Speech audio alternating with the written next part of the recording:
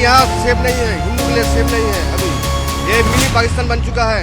यहाँ पे 1000 माई का पलायन कर लिया, 2000 कम से कम परिवार, 2000 परिवार पलायन कर लिया यहाँ से। बंगाल में वक्फ कानून के खिलाफ विरोध प्रदर्शन के बहाने हिंदुओं को चुन चुन के निशाना बनाया गया। मुर्शिदाबाद में हिंदुओं के गांव जला दिए गए, लेकिन इस पर कोई बात नहीं कर रहा। आप देखिए कि बंगाल में बीजेपी समेत 4 बड़ी पार्टियां हैं, कांग्रेस, टीएमसी, लेफ्ट का तो यह हाल है कि वक्फ कानून लागू होने से पहले ही वो मुसलमानों के साथ चट्टान की तरह खड़े हो गए। लेकिन मुर्शिदाबाद से भागकर आए हिंदू बगले झांक रहा है। उनके साथ सिर्फ एक पार्टी खड़ी दिख रही है और वो है बीजेपी। बाकी किसी को लग रहा फर्क ही नहीं पड़ रहा। बीजेपी नेता राहत शिविरों में जा रहे हैं, हिंसा पीड़ितों की मदद करने की कोशिश कर रहे हैं, यानी मुसलमानों का साथ देने के लिए इंडी गठबंधन की लंबी चौड़ी फौज दिख रही है और मुर्शिदाबाद के हिंदुओं को सिर्फ पीएम मोदी, सीएम योगी जैसे नेताओं का आसरा दिख रहा है। आप सोचिए, इस देश में हिंदुओं की हालत यह हो गई है कि जो लड़ाई इस बात पर शुरू हुई थी कि मुसलमानों की जमीन, मस्जिद, कब्रिस्तान छीन लिए जाएंगे, मुसलमानों की धार्मिक आजादी छीन ली जाएगी, वो लड़ाई अब इस मोड़ पर आ गई है कि हिंदुओं की जमीनें छीन गई हैं, उनके घर जला दिए गए हैं और उनकी धार्मिक आजादी तो बंगाल में पहले ही हाँफ रही। मतलब मुसलमान के हाथ से तो कुछ नहीं गया अभी तक, लेकिन हिंदू का घर, जमीन सब चला गया, क्योंकि वो घर छोड़ छोड़ के भाग रहा है। भाई, वक्फ कानून का विरोध करने वाले एक भी व्यक्ति के पास इस बात का जवाब नहीं है बॉस कि वक्फ कानून केंद्र सरकार ने पास किया, विरोध मुसलमान कर रहे हैं, सत्ता में बंगाल में ममता बनर्जी हैं, तो हिंदुओं को टारगेट क्यों कर रहे हैं? सवाल यह उठ रहा है कि क्या वक्फ कानून के विरोध में हिंदुओं के खिलाफ बड़ी साजिश की प्लानिंग थी? क्या इस प्लानिंग में बांग्लादेश के कट्टरपंथी संगठनों का भी हाथ है? यह सब आपको आज पाठशाला में बताऊं। साथ ही आपको उस हिंदू गांव भी ले चलूंगा जिसे हमलावरों ने शमशान बना दिया। लेकिन पहले एक तस्वीर देखिए क्या क्या हुआ है।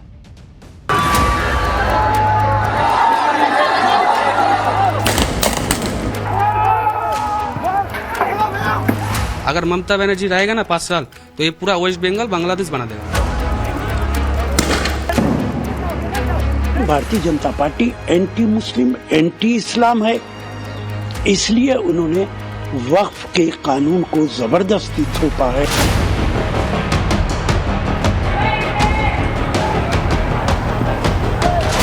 देश में जिस तरीके से संविधान की धज्जियां उड़ाई जा रही हैं, नियम कानूनों की धज्जियां उड़ाई जा रही हैं, तो इसी से इस तरह के माहौल पैदा हो रहा है।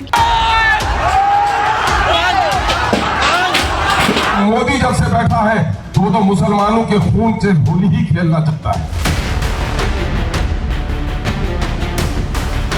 अरे लातों के भूत बातों से कहां मानने वाले हैं, लेकिन सेकुलरिज्म के नाम पर इन लोगों ने दंगाइयों को दंगा करने की पूरी छूट दे रखी है। बंगाल में हिंसा की ऐसी ऐसी गवाहियां सामने आ रही हैं जिसे देखकर लोग सकते में हैरान है कि आखिर इतना खुलेआम कैसे कोई हिंसा कर सकता है। और सरकार है कहां, लोग पूछ रहे हैं। बंगाल के मुर्शिदाबाद की इन तस्वीरों को देखिए। ये तस्वीरें 90 के दशक के कश्मीर की याद दिला रही, पूरे देश को झकझोर दे रही। शुक्रवार को दंगाइयों की भीड़ ने मुर्शिदाबाद के बेतबुना गांव में हमला बोला। आरोप है कि दंगाइयों ने चुन चुनकर गांव के हिंदू परिवारों के घरों को निशाना बनाया और उनमें आग लगा दी। गांव के जले हुए घर और चारों तरफ बिखरा सामान इस हिंसा की गवाही दे रहे हैं कि किस तरह दंगाइयों ने पूरे गांव को शमशान बना दिया। दंगाइयों ने इस गांव में सिर्फ आगजनी ही नहीं की, बल्कि पीड़ित लोग कहीं आग बुझा न लें, इसके लिए घरों के बाहर लगाए गए हैंडपंप और वाटर पंप तोड़ दिए। बॉस, आप सोचिए किस लेवल की नफरत होगी कि आग लगा रहे हैं और हैंडपंप और वाटर पंप तोड़ दे रहे हैं कि कहीं आग बुझा न ले उस पानी से। हमारी सहयोगी की ग्राउंड जीरो से एक रिपोर्ट देखिए क्या हुआ है वहां। ये पूरा गांव जो है वो एक हिंदू जो है गांव है। यहाँ पर तकरीबन 200 से ज्यादा हिंदू परिवार रहते हैं, लेकिन एक के बाद एक इस पूरे गांव को जो है शमशान में तब्दील कर दिया गया है। पूरा गांव चला दिया। थोड़ा सा 2-3 गांव बचा है जहाँ पर हम लोग रहते थे, पूरा 15-20 आदमी, वो छोड़ के बाद बाकी पूरा जला दिया। पुलिस का आकलन है कि अभी तक के एस्टिमेट के हिसाब से 180 घर जलाए गए हैं। हालांकि जिस तरह से आगे भी असेसमेंट बढ़ रहा है, हो सकता है ये आंकड़ा और भी ज्यादा बढ़े। हिंदू को उड़ाने के लिए प्लान के साथ था, 70% और 30% बोल रहा था कि बांग्लादेश बना दूंगा यहाँ से। बांग्लादेश पाकिस्तान बना दूंगा। हम जो दंगाई यहाँ पर घुस आए थे उन्होंने किस तरह से प्लानिंग की थी, अगर जो है यहाँ पर आग लगा रहे थे जो लोग, बाहर जो हैंड पंप है या वाटर पंप है उन्होंने उसको भी तोड़ दिया था, ताकि जब घर पर आग लगाएंगे तो आग को बुझाने के लिए इन लोगों के पास जो है पानी भी ना बचे। अगर ममता बनर्जी रहेगा ना 5 साल तो ये पूरा वेस्ट बंगाल बांग्लादेश बना देगा। अब मुर्शिदाबाद के ही बेतबुना गांव की एक और तस्वीर देखिए, जो वहां हुई हिंसा और आगजनी की आज भी चीख चीख कर गवाही दे रही है। शुक्रवार और शनिवार को दंगाइयों की भीड़ ने इस गांव में हिंदुओं के घरों में ऐसी आग लगाई जो आज भी धधक रही है। चश्मदीदों का दावा है कि हिंसा के दौरान हिंदू घरों में न सिर्फ आगजनी की गई बल्कि हिंदू बेटियों को भी अपने साथ उठाकर ले जाने की कोशिशें हुई। आप सोचिए, जिस राज्य की कमान एक महिला मुख्यमंत्री के हाथ में है, जो मां माटी मानुष की बात करती है, उसी राज्य में हिंदू बेटियों की सुरक्षा दांव पर लग गई आरोप लग रहा है। लेकिन जिनके कंधों पर इसे रोकने की जिम्मेदारी है वो कहां हैं, लोग पूछ रहे हैं। आज भी मुर्शिदाबाद के इस गांव के हिंदू घरों में सुलग रही आग पर हमारी सहयोगी की एक और ग्राउंड रिपोर्ट देखी। मुर्शिदाबाद के बेतबुना गांव में जहां एक के बाद एक घरों को आग के हवाले कर दिया गया, इस पूरे गांव को जो है खत्म और नष्ट कर दिया गया। आज भी इस गांव के एक हिंदू घर पर जो है आग सुलग रही है। बेहद सिस्टमैटिक तौर पे ये पूरी चीज की गई, प्लानिंग के तौर पे किया गया, और जब सब कुछ उन्होंने लूट लिया तब जो है इस घर को तोड़ा फोड़ा गया और आग के हवाले कर दिया गया। हर एक हिंदू घर पर जो है इस तरह से दिखता है कि किस तरह से तुलसी की पूजा की जाती है, और इसी तरह से एक एक घर को आइडेंटिफाई कर निशाने पर लेकर जो है उन्होंने लूट मचाई। इन परिवारों की जो बच्चियां हैं, महिलाएं हैं, उनके भी इज्जत पर जो है हाथ डालने की कोशिश की। कईयों का जो कहना है कि उनकी बेटियों को जो है ले जाने की कोशिश की टांगते हुए, और उसके बाद जो है किसी तरह जान बचाने के बाद जो है वो यहां से निकले हैं। आप देखिए कि मुर्शिदाबाद में कैसे प्लानिंग करके हिंसा की। खुद पीड़ितों ने जो बताया उसके मुताबिक शुक्रवार को हमले से पहले मस्जिद से ऐलान हुआ कि हिंदुओं को मारो काटो। जुमे की नमाज के बाद 5000 दंगाइयों ने गांव पर अटैक कर दिया। पूरे गांव में पहले लूटपाट की गई, फिर 180 घर जला दिए गए। लोगों का आरोप है कि हमले में स्थानीय टीएमसी विधायक, काउंसलर और पुलिस न सिर्फ दंगाइयों के साथ थे बल्कि दंगाइयों का नेतृत्व कर रहे थे। यह भी वहां की पब्लिक आरोप लगा रही है। हिंदुओं पर हुए इस टारगेटेड हमले ने इलाके के 500 से ज्यादा हिंदुओं को घर छोड़कर पलायन के लिए मजबूर कर दिया। लेकिन मालदा में बनाए गए रिलीफ कैंप में पहुंचने पर भी इन हिंदुओं का दर्द खत्म नहीं हुआ। यह मालदा के हाई स्कूल में बनाए गए रिलीफ कैंप की तस्वीरें, जहां इस वक्त सैकड़ों हिंदू परिवार जान बचाने के लिए शरण लिए हुए हैं। रिलीफ कैंप के अंदर जितने लोग हैं उतने ही लोग बाहर भी शरण लिए हुए। आरोप लग रहा है कि लोगों के रिलीफ कैंप के अंदर मेडिकल हेल्प नहीं मिल पा रही। सच्चाई सामने आने के डर से उन्हें कैंप से बाहर भी नहीं जाने दिया जा रहा। ममता बनर्जी की पुलिस मीडिया को भी रिलीफ कैंप के अंदर जाने से रोक रही है, यह भी आरोप लग रहा है। इसलिए पीड़ित कह रहे हैं कि रिलीफ कैंप को जेल बना दिया गया है। मालदा के रिलीफ कैंप की बदहाली पर हमारे सहयोगी की रिपोर्ट देखिए। मालदा के परलालपुर हाई स्कूल ग्राउंड के अंदर हमने आने की कोशिश की, हालांकि पुलिस यहाँ पे रोक रही है, अंदर जाने से मना कर रही है। लेकिन देखिए यहाँ एक बार हम बात करेंगे लोगों से। क्या हुआ है, क्या हुआ, क्या हुआ, क्यों इतने परेशान हैं आप? बोलना कि ओषुध लगेगा, हार्ट का वासुक है, ठीक है। तो अब बोला था, डॉक्टर बोला कि ऑपरेशन करने पड़ेगा, तो ऑपरेशन नहीं किया है। डर लग रहा है, मेरा घर द्वार सब लूट कर रहा है, आग लगा गया है। दीदी से कुछ नहीं मदद मिला है, हमारा ममता दीदी से बिल्कुल कुछ नहीं मदद कर रहा है। मोदी सरकार तरफ से कर रहा है, मगर ममता जी के तरफ से कुछ भी नहीं। पानी के टैंकर्स हैं, उनको मंगाया गया है, और अभी भी उसके अंदर देखिए, अभी उसको रिक्शा पे ही रखा गया, अब इसको खोला नहीं गया है। ये पानी के टैंकर्स जो है वो आज मंगाया गया, टंकी जो है ये आज मंगाई गई है, अभी थोड़ी देर पहले, इससे पहले यहाँ पे नहीं था। ये एम्बुलेंस आप देख रहे हैं, ये एम्बुलेंस अभी आई है, लेकिन इसके अंदर डॉक्टर नहीं है। ये एम्बुलेंस आकर खड़ी है सिर्फ दिखाने के लिए, क्योंकि यहाँ पर मीडिया आई है, क्योंकि यहाँ पर लोग पहुंचे हैं। बाहर जाने नहीं दे रहा है, आने नहीं दे रहा है, जेल के बोतल बंदी करके रखते हैं। रिलीफ कैंप में शरण लेने वाले लोग ममता सरकार से किसी तरह की मदद नहीं मिलने का आरोप लगा रहे हैं। ऐसे में हमारी टीम ने रिलीफ कैंप का सच सामने लाने की ठानी। किसी तरह हमारी टीम रिलीफ कैंप के अंदर पहुंचने में कामयाब हुई। अंदर पहुंचने पर जो दिखा वो काफी हैरान करने वाला था। अपने ही देश और राज्य में रिफ्यूजी बनकर रहने को मजबूर हिंदू परिवारों को बदहाली के दिन गुजारने पड़ रहे। स्कूल के एक छोटे से कमरे में 100 लोगों को रहने पर मजबूर होना पड़ा। पीने और नहाने के लिए एक जैसा पानी मिल रहा है। भीषण गर्मी के बावजूद कमरों में पंखे नहीं चल रहे। रिलीफ कैंप की बदहाली पर किस तरह से वहां हिंदू परिवारों को रहना पड़ रहा है, किस हालत में, देखिए जरा ग्राउंड रिपोर्ट। देखिए किस हालत में लोग यहाँ पे नहाते हुए और देखिए पानी पीने के लिए ले रहे हैं। ये देखिए यहाँ पे ये जल खाने के लिए ले रहे हैं, ऐसे ही लोग जो है आपको नजर आएंगे। ये देखिए ये सामने नहाने के लिए पानी ले रहे हैं। ये देखिए आप नीचे आपको एक त्रिपाल बिछा हुआ नजर आएगा। इसी त्रिपाल के ऊपर जो लोग हैं वो सोते हैं। यहाँ पे आपको महिला नजर आएंगी, बच्चे सोते हुए नजर आएंगे। और देखिए इतनी गर्मी है, इसके बावजूद देखिए पंखे आपको अभी बंद नजर आएंगे। इस कमरे में मोटा मोटी 100 आदमी रहता है इसके अंदर। इस तरीके से आप समझिए कि रिफ्यूजी कैंप बनाकर जो लोग हैं वो रह रहे हैं। ऊपर अगर देखिए ऊपर किस तरीके से कमरों की हालत है, नीचे अगर आप देखेंगे तो किस तरीके से लोग रहने को मजबूर हैं, वो आप यहाँ की तस्वीर देखकर समझ पाएंगे। तो ये परलारपुर का हाई स्कूल है और इसी हाई स्कूल में जो लोग हैं वो रहने को मजबूर हैं बिना किसी सुविधा के। महिला बता रही थी किस तरीके से इनको मारा गया, पीटा गया। और ये एक की कहानी नहीं है, ये कई लोगों की कहानी है। आप सोचिए बॉस, अपना घर बार छोड़कर भागना पड़ रहा है और उसके बाद हालत जहां रह रहे हैं, जरा उसकी हालत आप देख रहे हैं।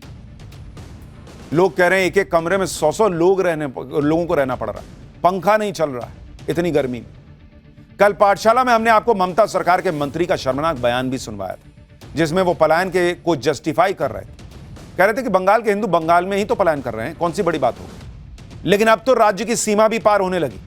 क्या अब भी हिंदुओं पर हो रहे अत्याचार पर ममता सरकार और उनके मंत्रियों की आंखें नहीं खुलेंगी? आज ममता सरकार को देख लेना चाहिए कि बंगाल का हिंदू अब दूसरे राज्यों में भी पलायन कर रहा है। बंगाल में हिंदुओं के खिलाफ हो रही हिंसा की वजह से कई हिंदू परिवार शरण लेने के लिए अब झारखंड पहुंच रहे हैं, क्योंकि बंगाल में अब वो खुद को और अपने परिवार को, महिलाओं को सुरक्षित महसूस नहीं कर रहे। इन परिवारों में सीएम ममता बनर्जी के खिलाफ गुस्सा है।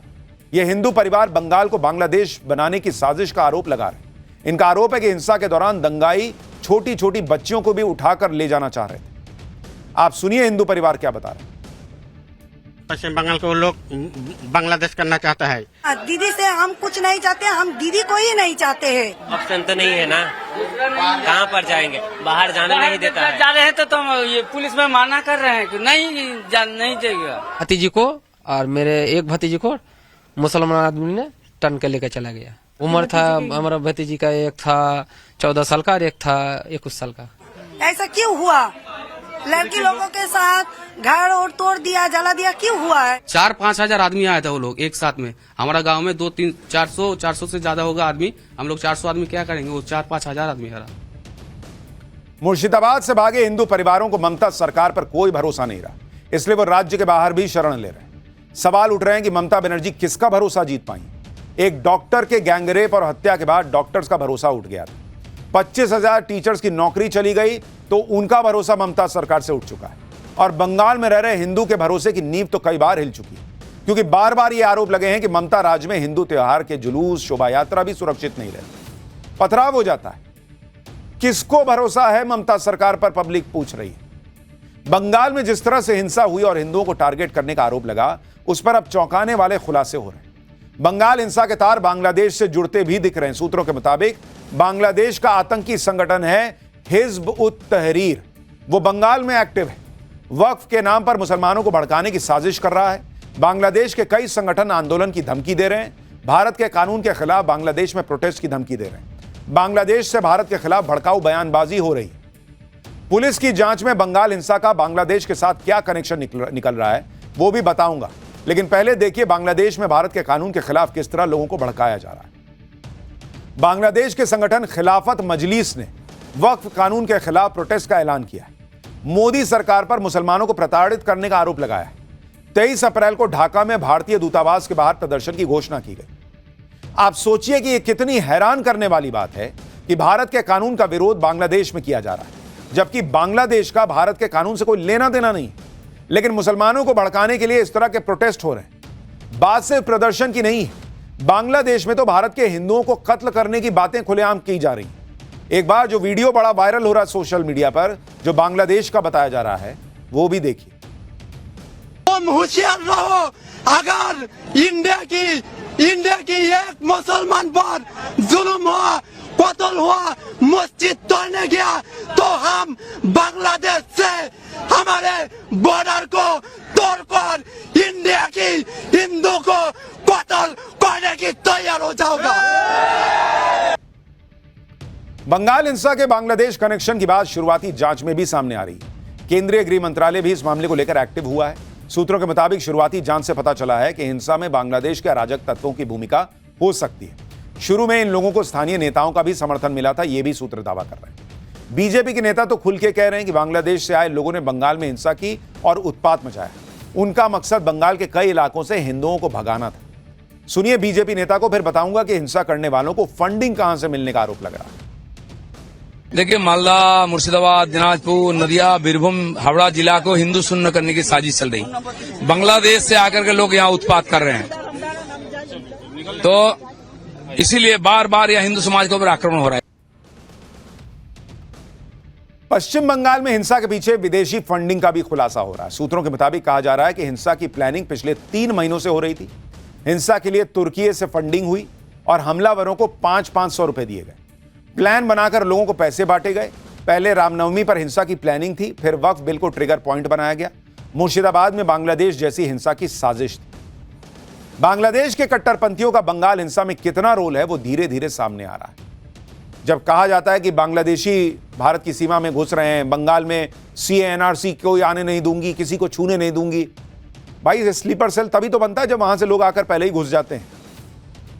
बंगाल के अंदर भी कई संगठन हैं जो लगातार मुसलमानों को वक्फ बिल के नाम पर भड़का रहे हैं। SDPI यानी social democratic party of India मुसलमानों को भड़काने में जुटी, है आरोप लग रहा है। SDPI का पेरेंट ऑर्गेनाइजेशन PFI है, जिस पर ऑलरेडी भारत में बैन लगा हुआ है। बंगाल हिंसा में SDPI की भूमिका की भी जांच की जा रही है। SDPI के नेताओं ने 7 अप्रैल को मुर्शिदाबाद में रैली की थी। इस रैली में वक्फ के नाम पर भड़काऊ बयान दिए गए। कहा गया कि इससे मुसलमानों की जमीन छीन ली जाएगी। वक्फ कानून वापस नहीं लिया तो बड़े आंदोलन की धमकी दी गई। यह भी कहा गया कि 2002 के बाद से मुसलमानों पर अत्याचार हो रहा है। इसी के बाद 8 अप्रैल को बंगाल में हिंसा भड़की, जिसने 11 और 12 अप्रैल तक भयंकर रूप ले लिया और हिंदुओं के गांवों को निशाना बनाया गया। बंगाल हिंसा में SDPI के साथ ISF की भूमिका भी संदेह के घेरे में।